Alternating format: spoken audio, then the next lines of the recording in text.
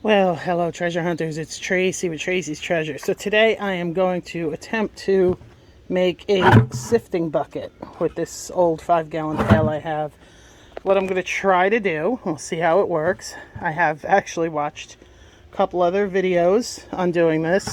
I'm going to start with getting the bottom off of this bucket. So I want to take the bottom off the bucket, then cut about 2 inches down, cut the whole thing off, cover it with some kind of screening, and then reattach it inside the bucket.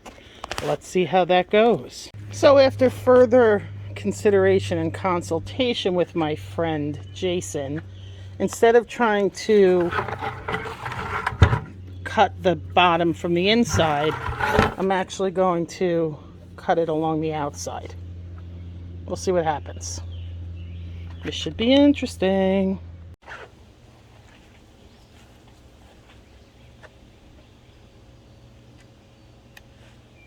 Gotta plug it in.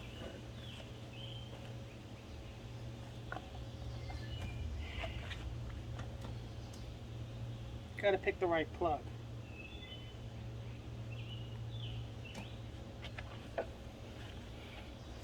Harbor Freight is good for tools you're not going to use very often.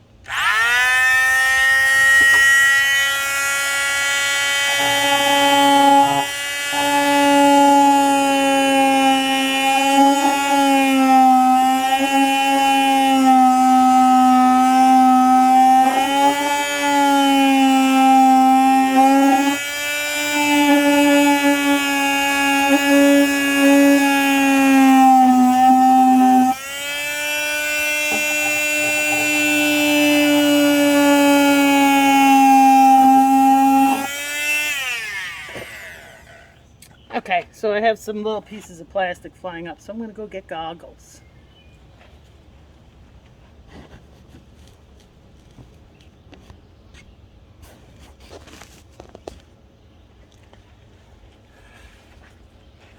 Goggles.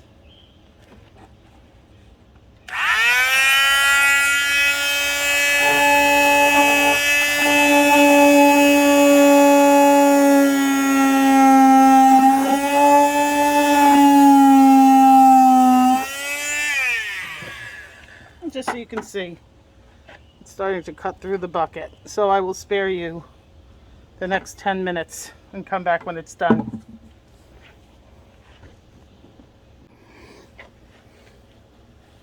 Okay, so there we go. I got the bottom off.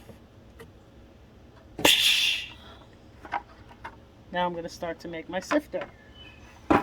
See how this goes. And I'm not bleeding. I have all fingers. So here, look.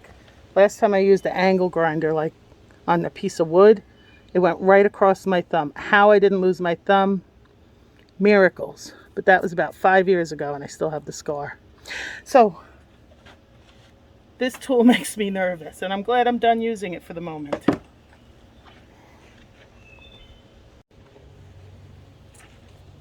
All right, so now that my hole is cut, I got the bottom off.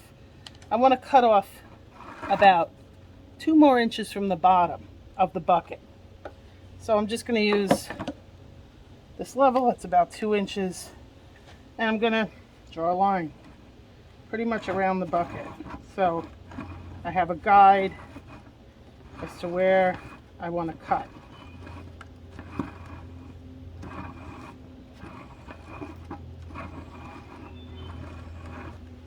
So now you see, I'm going to cut this 2 inches off.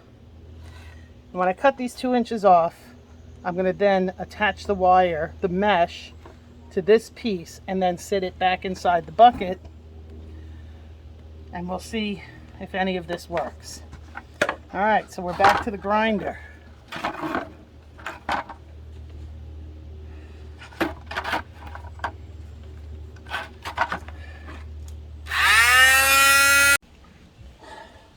Okay, I now have 2 pieces. The thought is this piece will go inside with the mesh on it, and it'll keep the mesh from sliding too far down. coming out. It's actually going to hold the mesh on from inside the bucket. So now we're going to work on the mesh. I'm going to have to go get some gloves on because this stuff is got some sharp edges. But one step at a time. Now, before I move on, I'm going to say this. I'm sure there was an easier way to cut the bucket than with this thing. I'm sure there was. A Sawzall, a bandsaw, I don't know. I'm using what I have. I didn't want to go out and buy tools. I actually went out and bought tin snips and then realized I have some. So these will be going back to the store because this was not about spending money. This was about using what I have. So that's why I used this. But yeah, a Sawzall might have gone quicker, or a jigsaw. I don't have those here. I have those somewhere else, but I don't have them here. All right, on to the next. Okay, so for the next part of this project, I had this wire mesh left over from cement work we had done. So I'm going to make a circle using my Sharpie, a couple inches bigger than this piece. Once I do that, actually I should flip this over. There we go. Once I make the circle a couple inches wider, I'm going to use the tin snips. I don't know if I'm going to be able to see that, but I'm going to try it, and then I'm going to cut this circle out.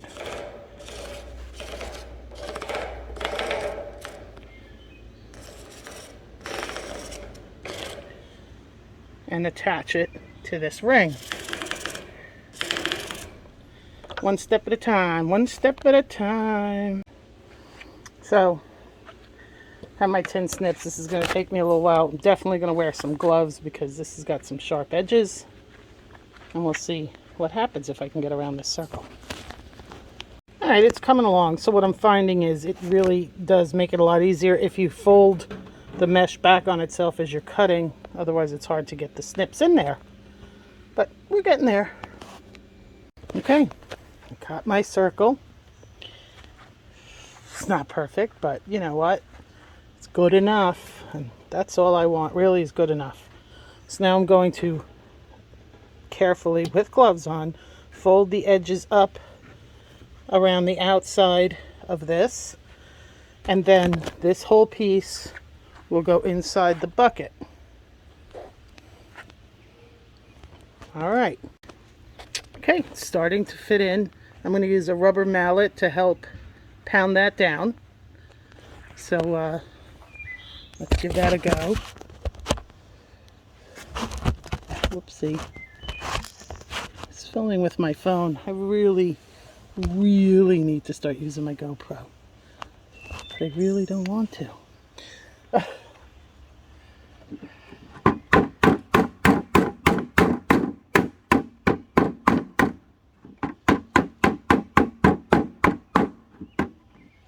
Alright, now once it's down inside the bucket a bit, I just need something with an edge to keep it going.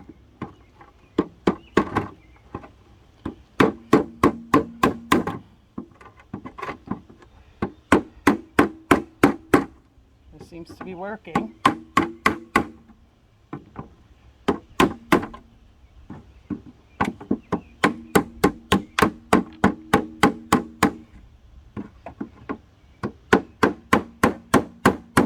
Probably be better if I used a piece of scrap wood because I'm breaking my level, but the level's already broken, which is why I didn't care.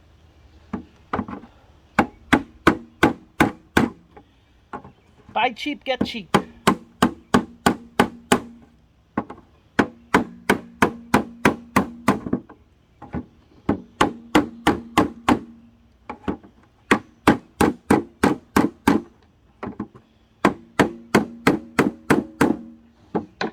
I will bring you back when I'm at the end. Okay, so even though my level is now in pieces again, that was already broken, piece of garbage, ended up bringing out a small crowbar to bang it down a little bit, but look. That's in there well. That's not coming out. So my last step is going to be to drill some holes around the side. just for drainage purposes. You know, I have my drill. I have a, you know, 1/4 inch size bit, maybe a 1/2 inch I'll do. But I'm not unhappy with that.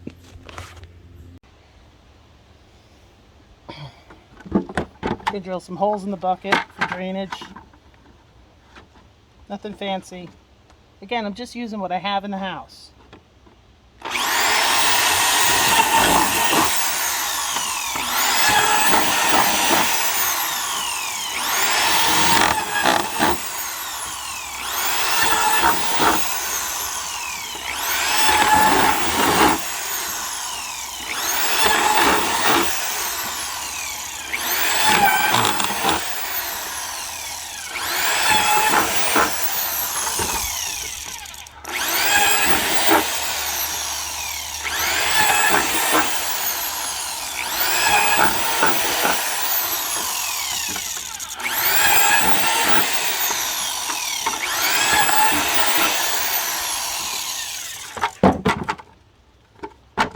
Do a few more, but so far so good. One other thing I did do is I put some zip ties. It goes completely through the other piece of plastic, and zip tied it just so it gives it a little extra strength so the bottom doesn't fall out.